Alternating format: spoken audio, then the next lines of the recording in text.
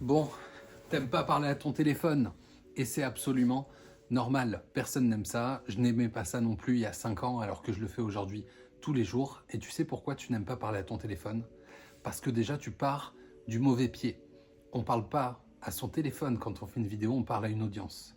En gros, tu me parles à moi si je fais partie de ta cible et tu parles à une foule de personnes qui vont te regarder finalement, même si c'est que 200 ou 100 personnes. Imagine ce que ça fait dans une salle.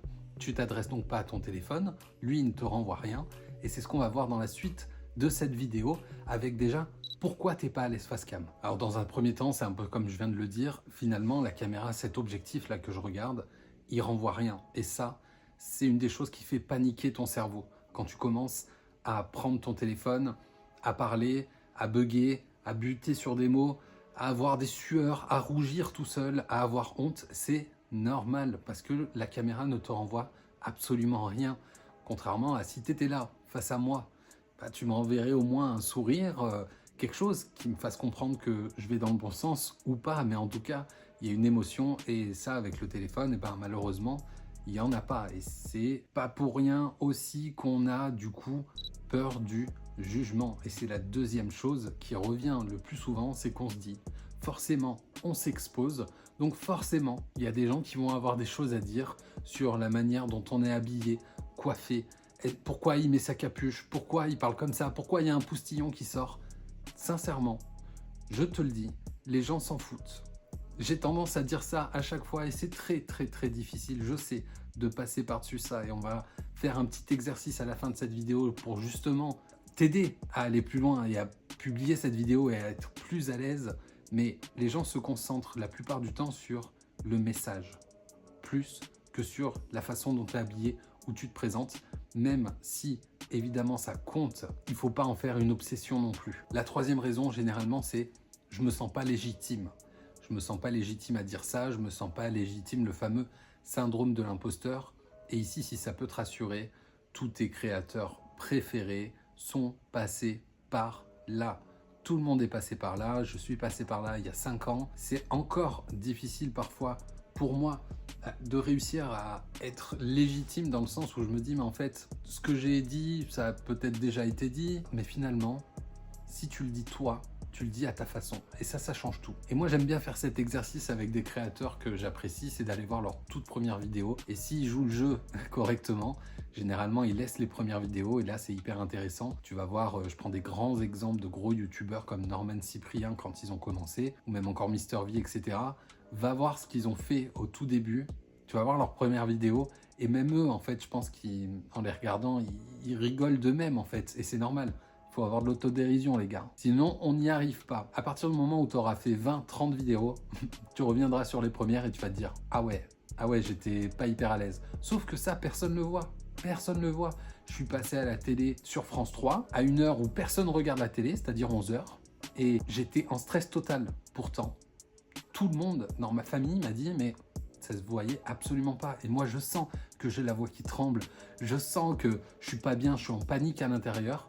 Mais finalement, ça se voyait pas. Et pour changer tout ça déjà, et pour se sentir beaucoup plus à l'aise, je reviens à ce que je disais au tout début de la vidéo, c'est-à-dire qu'il faut que tu te mettes dans ta tête que ton téléphone, c'est juste un espèce de transmetteur qui transmet des choses, ton contenu vers ta cible et rien d'autre. Et il faut que tu aies l'impression de parler à plusieurs personnes. D'ailleurs, on va commencer tout de suite avec un premier hack qui est le faux public. Parce que la technique du faux public, c'est selon moi la meilleure façon de se dire ok, là je parle plus à un téléphone, je fais comme si je parlais à 2-3 personnes. Je suis en train de raconter une histoire. La seule différence, c'est que les yeux de la personne principale à laquelle je parle ou une des personnes, bah, ça va être l'objectif. Et c'est là où ça va être un peu plus difficile. Mais tu peux très bien au départ, voilà, faire balader un peu ton regard, regarder un peu de droite à gauche, ça fonctionne aussi. Et ça te permet finalement de te dire ok, je m'adresse pas à un téléphone, je m'adresse pas tout seul là comme un con à mon téléphone, je parle à une audience. Deuxième petite astuce, celle-là, elle m'a beaucoup aidé, c'est le « et alors ». Quand tu te poses une question, par exemple, tu te dis « Ah, mais si je bafouille, et alors ?» C'est pas grave, tu peux reprendre. Et si je bug sur des mots, et alors? C'est pas grave, ça peut être couper au montage. Et si quelqu'un me trouve nul, si quelqu'un trouve nul mon contenu, et alors? Il va passer à autre chose. Dans le pire du pire des cas, ça va être un hater qui va te mettre un commentaire, qui va pas te mettre bien pendant quelques heures, voire quelques jours selon ta sensibilité, mais c'est pas grave. Troisième petite astuce que je suis en train d'utiliser en ce moment même, c'est de parler un poil plus fort. On va dire qu'il faut parler allez, 20 à 25% plus fort que d'habitude. Parce que quand tu es avec une personne, là, si je suis en train de parler avec une personne, je vais plutôt parler comme ça, tu vois. Je vais plutôt y aller comme ça. Et le problème, c'est que si je parle comme ça, bah, tu vas pas bien m'entendre, ça va te paraître un petit peu plat. Alors que si je prends une voix un petit peu plus forte et si j'essaye de t'atteindre avec ma voix, en fait, bah, généralement, ça marche mieux. Puis il faut le dire, ça te met dans une bonne énergie de parler comme ça finalement, tu vois, le fait de rigoler un petit peu, de bouger un petit peu, contrairement à quand tu es là et tu parles comme ça, tu as compris. Et justement, quatrième astuce, on évite d'être trop monotone. Alors c'est pas du théâtre, hein. On n'est pas là pour jouer un rôle, pour arriver avec des grands sabots et dire ouais salut machin et tout, non, on n'est pas là-dedans. Mais par contre, si je me mets à parler comme ça et que du coup tu te dis que en fait tu vois j'arrive même pas, j'ai même du mal à faire ce ton un peu monotone, très très plat, mais en fait il faut qu'il y ait certaines intonations, il faut que tu appuies certains mots, tu vas peut-être mettre certains silences à des moments pour poser un peu le doute, le drame, le suspense, bref, il faut que tu donnes du rythme, mais évidemment en étant naturel, en étant toi-même. Moi, quand je suis en train de parler là, à cette caméra, j'en fais pas des tonnes non plus. Par contre, je parle pas comme dans la vie. Et c'est là où c'est très compliqué parce qu'on te dit généralement d'être toi-même, d'être authentique, etc. Mais le problème, c'est que si tu es vraiment toi-même, tu vas prendre ton vidéo et tu vas ton téléphone et tu vas faire salut, machin et tout. Enfin, tu vois, non, il faut avoir une certaine attitude quand même. Et pour ça, il n'y a rien de mieux que l'entraînement. Cinquième astuce que j'utilise aussi maintenant et assez souvent, c'est de se mettre dans les bonnes conditions. Par exemple, je ne vis pas tout seul et quand ma copine est dans les parages, je sais pas pourquoi je suis bloqué encore comme ça et je vais travailler là-dessus, mais je ressens une espèce de à moitié de la honte, à moitié, je sais pas. Pourtant, elle voit mes vidéos et elle sait ce que je dis, mais j'ai besoin d'être dans mon monde à moi. En fait, je lui demande carrément d'aller dans une pièce avec de la musique ou la télé ou un petit fond, mais j'ai besoin de me dire, en fait, elle n'est pas en train de m'écouter. Alors ça, c'est peut-être un problème psy que moi j'ai de mon côté, que j'ai l'impression que tout le monde m'écoute, peut-être, mais c'est pareil quand je vais dehors. Si je prends ma caméra et que je vais dehors, je sors clairement de ma zone de confort si je sais qu'il y a des personnes qui vont m'écouter. D'ailleurs, j'avais entendu une petite astuce pour ça, c'est de partir à l'étranger. Ça coûte un peu cher, mais quand on filme et qu'on est à l'étranger, et finalement, on ne se pose pas la question de est-ce que les gens vont entendre ce que je vais dire ou pas, parce que 90% des gens qui t'entourent sont étrangers ou en tout cas ne parlent pas ta langue. Donc, si besoin, isole-toi. Si jamais tu vis avec, par exemple, des enfants tout le temps et que tu n'as même pas le temps et que tu as une voiture, tu peux aller dans ta voiture pour faire ta vidéo. C'est un moyen de s'isoler. Ou tu peux sortir si jamais toi, tu as le courage d'aller dehors. Moi, je le fais de plus en plus et je m'efforce de le faire justement pour sortir de ma zone de confort et pouvoir parler en public. D'ailleurs, la peur de parler en public, il me semble que c'est une des plus grandes peurs devant celle de mourir chez les Français, donc c'est pas rien. Et du coup, je comprends pourquoi on a tous à un moment peur de passer devant la caméra, c'est normal. Donc maintenant, ce qui est cool, c'est que tu sais pourquoi tu as peur. Tu sais pourquoi, je t'ai donné quelques petites astuces pour être un peu plus à l'aise, mais le seul truc qui va faire de toi une personne plus à l'aise face caméra, ça va être d'essayer et de passer à l'action et de rentrer en mode expérimentation. Et oui, il va falloir que tu essayes au moins une fois si jamais tu ne l'as pas encore fait. Donc, l'exercice final de cette vidéo, une fois que tu as terminé cette vidéo, je vais te demander une seule chose. Et c'est aussi la dernière astuce que je voulais te donner, c'est de faire du freestyle.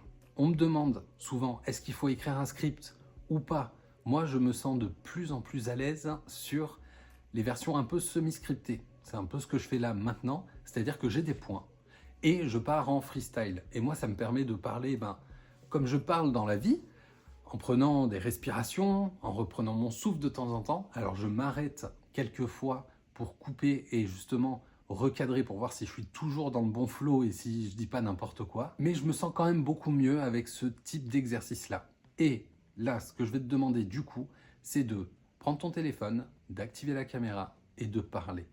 Je me fiche de ce que tu dis. En fait, faut même pas réfléchir et il faut essayer de faire ça le plus souvent possible tant que tu n'es pas à l'aise devant la caméra.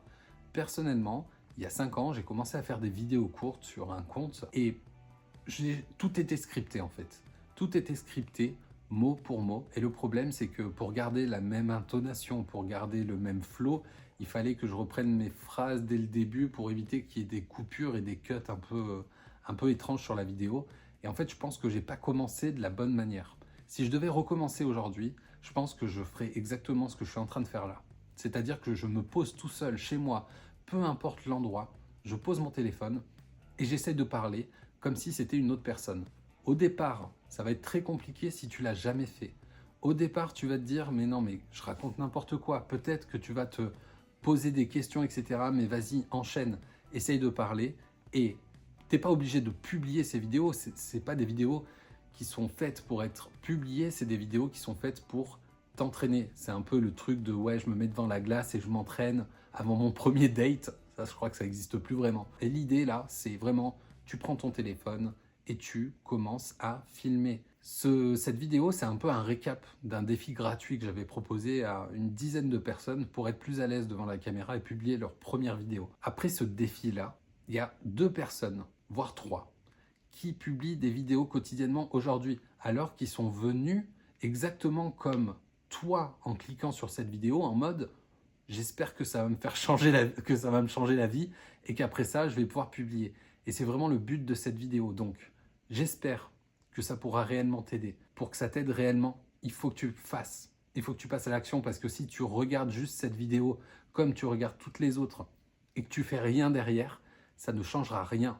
C'est de l'action que vient l'information et pas l'inverse. Si tu t'informes, que tu prends des infos et qu'à un moment tu fais rien, tu ne seras pas plus à l'aise. Donc, vas-y, fais-le, enclenche, appuie sur ce bouton et let's go.